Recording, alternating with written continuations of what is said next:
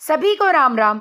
आप सभी का मेरे चैनल पर स्वागत है। आज मैं आपको सत्यनारायण भगवान की कथा सुनाने जा रही हूँ। श्री सत्यनारायण भगवान का व्रत वैसे तो किसी भी दिन किया जा सकता है, फिर भी हमारे देश में प्रायः पूर्णमासी के दिन श्री सत्यनारायण भगवान का व्रत करने का अधिक प्रचलन है। प्रातः काल ही इस व्रत का संकल्प करके दिन भर निराहार रहकर श्री विष्णु भगवान का ध्यान और गुणगान करें। सायंकाल स्नान करके पूजन की तैयारी करें। केले के खम्भों और आम के पत्तों के बंधनवारों में से एक सुंदर सा मंडप बनाकर सुंदर चौकी पर भगवान की प्रतिमा की स्थापना करें।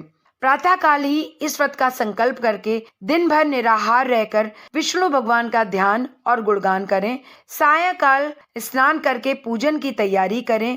केले के खम्भों और आम के पत्तों के बंधनवारों से एक सुंदर मंडप बनाकर सुंदर चौकी पर भगवान की प्रतिमा स्थापित करें। पास ही कलश, गणेश जी और नवग्रह की स्थापना करें। पूर्ण भक्ति भाव से पूजन करें। उसके पश्चात ध्यान पूर्वक कथा सुने। कथा इस प्रकार से है। एक बार नैमिषारण्य में तपस्या करते हुए शौनकादि ऋषियों ने सूत जी से पूछा कि ऐसा व्रत या तप कौन सा है जिसके करने से मनुष्य मनोवांछित फल प्राप्त कर सकता है। सूत जी ने कहा कि एक बार श्री नारद जी ने भी श्री विष्णु भगवान से ऐसा प्रश्न किया था। तब श्री विष्णु भगवान ने उनके सामने जिस व्रत का वर्णन किया था वही मैं आपसे कहता हूँ। प्राचीन काल में काशीपुर में एक निर्धन और दरिद्र ब्राह्मण रहता था। वह भूख और प्यास से व्याकुल होकर भटकता फिरता था।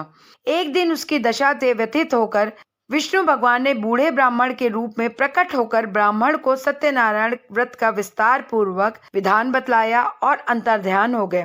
ब्राह्मण अपने मन में श्री सत्यनारायण व्रत का निश्चय करके लौट आया और इसी चिंता में उसे रात भर नींद भी नहीं आई। सवेरा होते ही वह सत्यनारायण का व्रत का संकल्प करके भिक्षा मांगने के लिए चल दिया।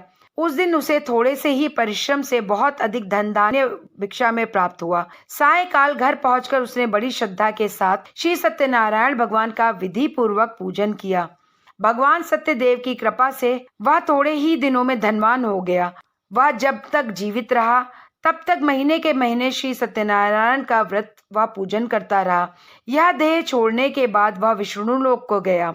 सूत जी पुनः बोले कि जब तक वह ब्राह्मण जीवित था तो एक दिन वह अपने बंधु बांधवों के साथ बैठे ध्यान मग्न होकर श्री सत्यदेव की कथा सुन रहे थे। तभी भूख प्यास से व्याकुल एक लकड़हारा आ पहुंचा। वह भी भूख प्यास भूलकर कथा सुनने बैठ गया। कथा की समाप्ति होने पर उसने प्रसाद ग्रहण किया और जल पिया। फिर उसने ब्राह्मण से इस कथा के बारे में पूछा तो उसने बताया कि सत्यनारायण जी का व्रत है जो मनोवांछित फल देने वाला है। पहले मैं बहुत दरिद्र था। इस व्रत के प्रभाव से मुझे यह सब वैभव प्राप्त हुआ है। यह सुनकर लकड़हारा बहुत प्रसन्न हुआ और मन ही मन श्री सत्यनारायण के व्रत और पूजन का निश्चय करता हुआ लकड़ी बेचने के लिए बाजार चल पड़ा।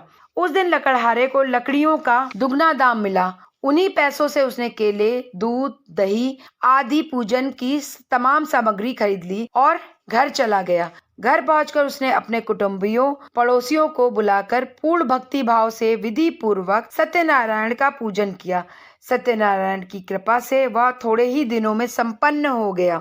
सूत जी ने फिर कहा, प्राचीन काल में उल्कामुख नाम का एक राजा था। वह और उसकी रानी दोनों बड़े धर्मनिष्ठ थे।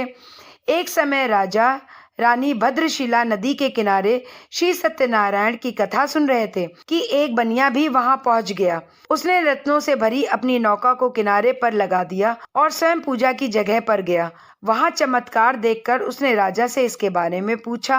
राजा ने बताया कि हम विष्णु भगवान का पूजन कर रहे हैं। यह व्रत सभी मनोकामनाएं पूर्ण करने वाला है। राजा के वचन सुनकर और प्रसाद पाकर बनिया अपने घर चला आया। घर पहुंचकर उसने अपनी पति से सारा वृतांत बताया और संकल्प किया, मैं भी संतान होने पर यह व्रत करूंगा।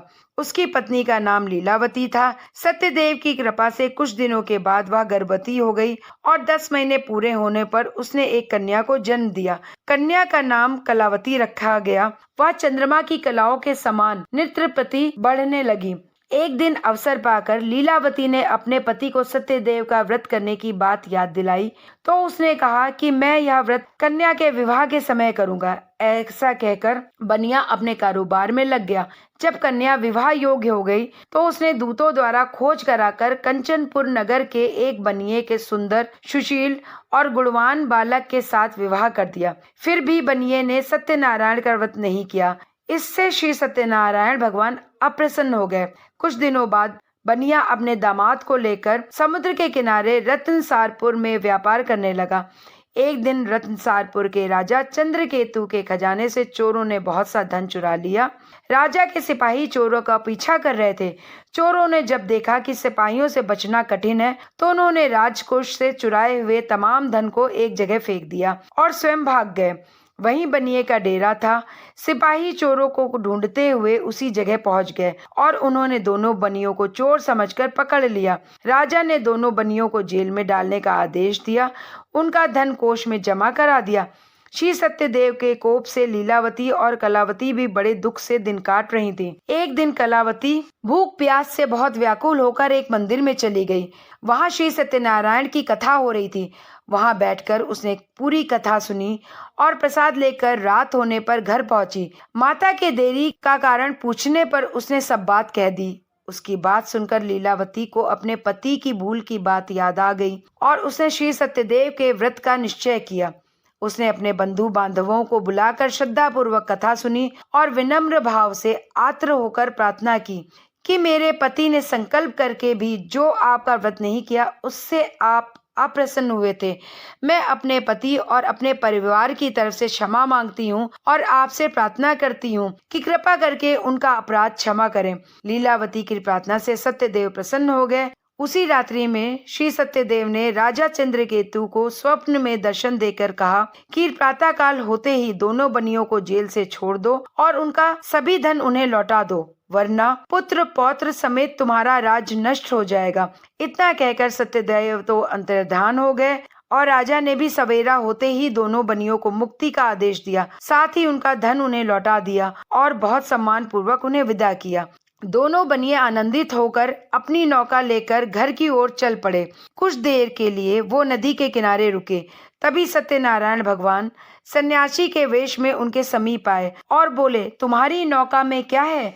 बनिए ने हंसते हुए उत्तर दिया, नौका में लता पत्रों के सिवाय और कुछ भी नहीं है। यह सुनकर सन्यासी ने कहा, तुम्हारा वचन सत्य हो। सन्यासी के चले जाने पर जब बनिए अपनी नौका लेकर चलने लगे तब उन्हें महसूस हुआ कि नौका तो हल्की होकर ऊपर की ओर उठ रही है। उन्हें बड़ा कौतूहल हुआ यह देखकर कि नौका में सचमुच ही लता पत्र भरे हैं। वह बेहोश होकर गिर पड़ा, किंतु दामाद ने कहा, इस प्रकार घबराने से काम नहीं चलेगा। यह सब उन्हीं सन्यासी की करामात है। चलकर उनसे प्रार्थना की जाए तो फिर वैसा का वैसा ही हो जाएगा। दामाद की बात मानकर बनिया सन्यासी रूपी सत्यनारायण भगवान के पास पहुंचकर उनके चरणों में गिर पड़ा और बार बार उनसे क्षमा मांगने लगा। उनकी विनीत प्रार्थना से भगवान ने प्रसन्न होकर उसे इच्छित वरदान दिया और स्वयं अंतर्ध्यान हो गए। बनिए ने नाव के पास जाकर देखा कि वह रत्न धन से भरपूर थी। तब उन्होंने वहीं श्री सत्यदेव का पूजन किया और कथा सुनी। फिर वह घर की ओर चल दिए।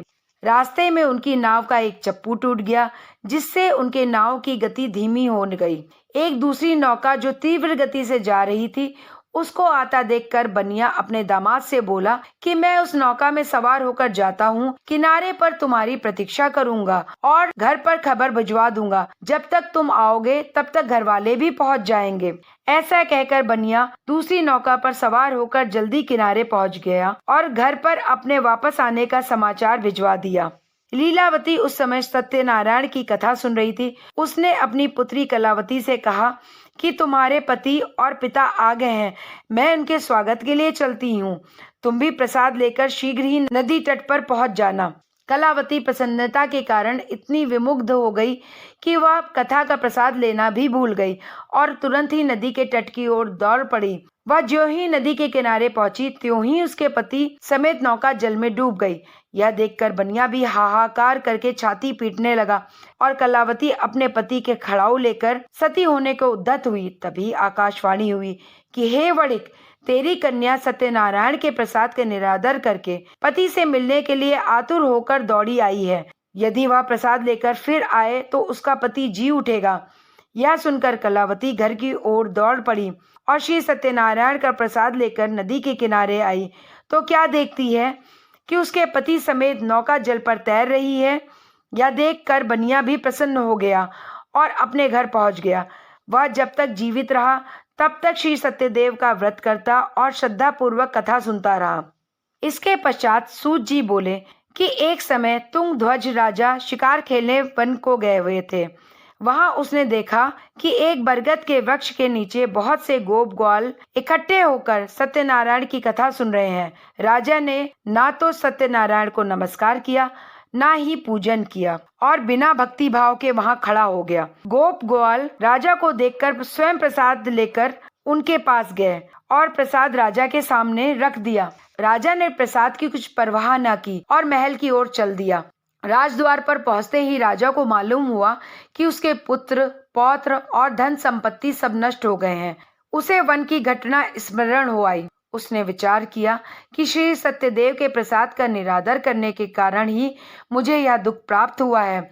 यह सोचकर राजा पुनः वन में दौड़ा गया और सब गोप ग्वालों के साथ मिलकर श्रद्धा और भक्ति के साथ श्री सत्यदेव का पूजन करके प्रसाद ग्रहण किया। इसके बाद वह घर लौट आया। उसके मृत पुत्र पौत्रादि भी जी उठे और नष्ट हुई संपत्ति भी ज्यों की त्यों हो गई। तब से राजा जीवन भर समय समय पर श्री सत्यदेव का व्रत करता और पूजन करता रहा। बोलो श्री सत्यनारायण भगवान की जय।